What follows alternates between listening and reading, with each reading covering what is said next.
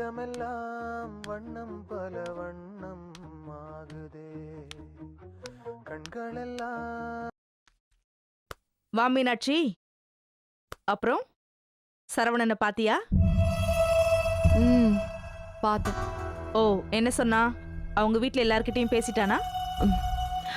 அது வந்துமா. என்ன மீனாட்சி, அவங்க வீட்ல ஓகே சொல்லலையாமா? இல்லம்மா, அவன் வீட்ல இத பத்தி எதுவுமே பேசல. என்ன சொல்ற மீனாட்சி?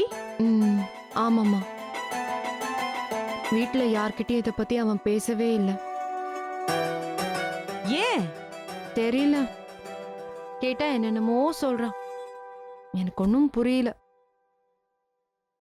அவன் சொல்றதெல்லாம் கேட்க கேட்க எனக்கு அப்படியே டென்ஷன் ஆகுது. அப்படி என்னதான் சொல்றான்? இப்ப நேரம் சரியில்லைங்கிறான். அவன் குடும்ப சூழ்நிலை சரியில்லையா, வீட்ல கஷ்டம், அக்கா புருஷனை பிரிஞ்சு வந்து தனியா இருக்காங்க, பணம் இல்லாததால அண்ணனுக்கு ஏற்பாடு பண்ண கல்யாணம் தள்ளி போகுது, தங்கச்சி இன்னும் படிப்பை முடிக்கல, அப்பா அம்மாவுக்கு நான் இது வரைக்கும் புள்ளங்கிற முறையில உருப்படியா எதுவுமே செய்யலன்னு என்னென்னமோ சொல்றான். இவ்ளோ பிரச்சனைங்க இருக்கு, இவங்க எல்லார பத்தியும் நான் யோசிக்கணும்.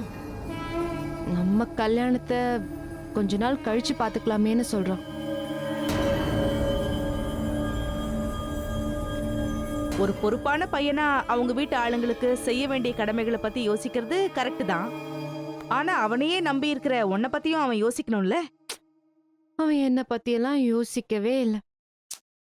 இது தப்பா இருக்கே மீனாட்சி.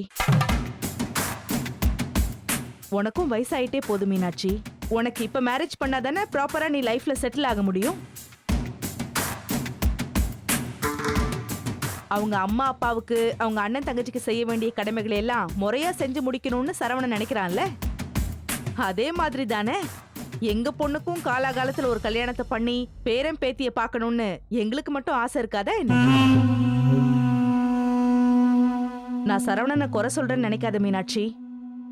அவன் அவங்க ஃபேமிலியை பத்தி யோசிக்கிற அதே நேரத்துல உன்னை பத்தியும் யோசிக்கணும்னு சொல்ல வரேன். Apart from that I appreciate him very much.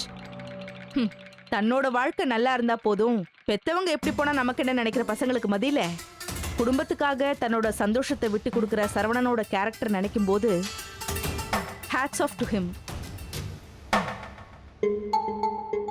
ஆமா மீனாட்சி, இந்த மாதிரி ஒரு நல்ல பையன்தான் தனக்கு வரப்போற வைஃபையும் நல்லா பாத்துப்பான். அவன் இந்த கல்யாணத்தை தள்ளி போடுறதுக்கான ரீசன் ரொம்ப ஜென்யூனா இருக்கு. நாமே அவனோட கடமைகளை ரீச் பண்ண அவனுக்கு ஹெல்ப் பண்ண கூடாது? புரியலமா. சரவணனுக்கு நம்ம திருநெல்வேலி ஃபேக்டரியில ஒரு ஜாப் கொடுக்கலான்னு நினைக்கிறேன். ஆமா மீனாட்சி, எப்படியும் நம்ம சரவண ஃபேமிலியை பாத்துக்கிறதுக்காக எங்கேயாவது ஒரு நல்ல வேலையில ஜாயின் பண்ணி ஆகணும்.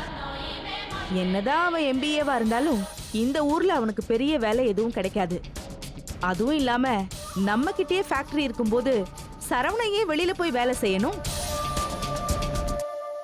எப்படியும் உங்க கல்யாணத்துக்கு அப்புறமா நம்ம ஃபேக்டரி அவன் தானே பாத்துக்க போறான்.